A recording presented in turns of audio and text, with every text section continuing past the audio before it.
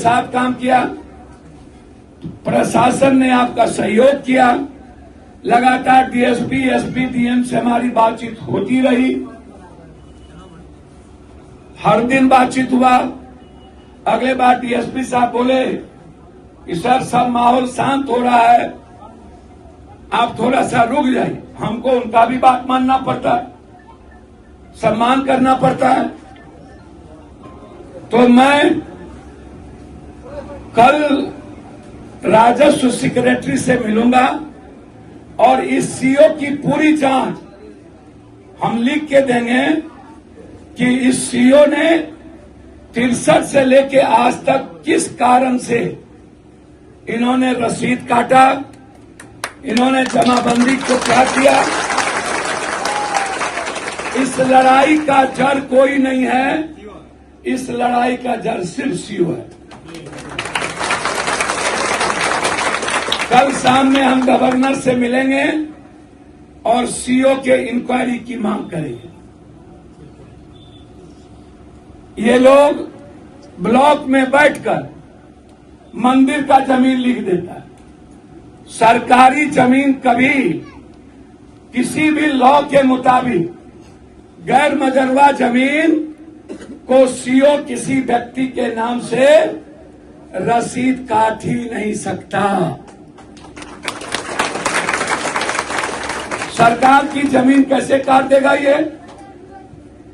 ये कौन सा कानून है? ये नियम नहीं है। वो कब्रिस्तान हो या ना, सरकारी जमीन है ना। बोलन जाओ फिर आपको कभी बोले। सरकारी जमीन जब है तो सरकार को तय करना है कि वो कब्रिस्तान में कितना जमीन है और कितना जमीन नहीं है। यदि जितना जमीन कब्रिस्तान में सरकार के द्वारा पहले से खाता के साथ, वो खेसरा के साथ दिया हुआ है, वो सरकार उसको माफी करके दे। और जो गैर मजरवा सरकारी जमीन है, जो कब्रिस्तान में खेसरा के द्वारा नहीं है, आप उसको अपने पास रखिए। ये सीओ कौन होता है सरकार के जमीन को रजिस्ट्री करने, जमाबंदी करने का? इसीलिए भी सीओ ने पैसा लेकर के इस तरह के काम को किया है। हम इसकी इंक्वायरी जांच कराएंगे, हम आपको वादा करते हैं। जितना बड़ा ताकत हो, आप याद रखिएगा।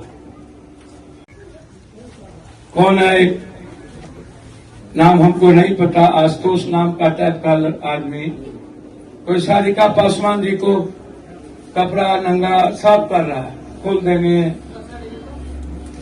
अब इधर से भी गाली गलौज हो रहा है।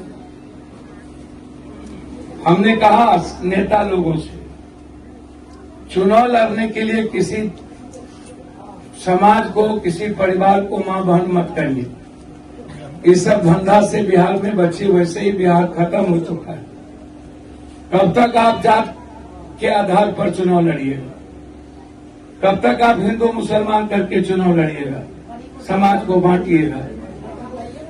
जब कोई छोटी बात होती है वह किसी समाज के द्वारा नहीं होता है, किसी व्यक्ति के कारण कोई घटना घटित होती है, उसके स्वार्थ के कारण।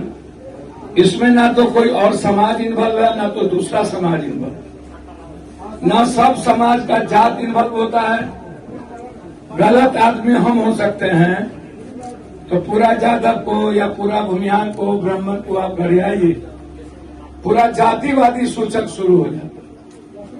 जैसे उत्तर प्रदेश में एक पिछड़ा समाज का बेटा प्रवचन दे रहा था, प्रवचन में क्या किया, उसको नहीं देने दिया, माथा मुड़ा दिया, औरत के पेशाब छिड़क दिया, नाक रगड़वा दिया।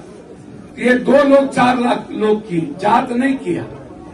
अब चुनाव लड़ने के लिए हम जाति को चिन्हित कर दें, फलना जात आज भी खराब है, तो सब खराब नहीं होता है, नहीं होता है।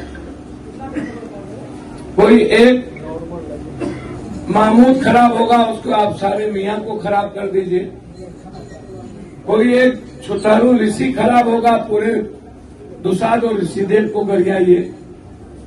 तो कल से मैं देख रहा हूं, परसों से मैंने ट्वीट भी किया, और मैं नेताओं के आचरण से मुझे चिंता है। चलिए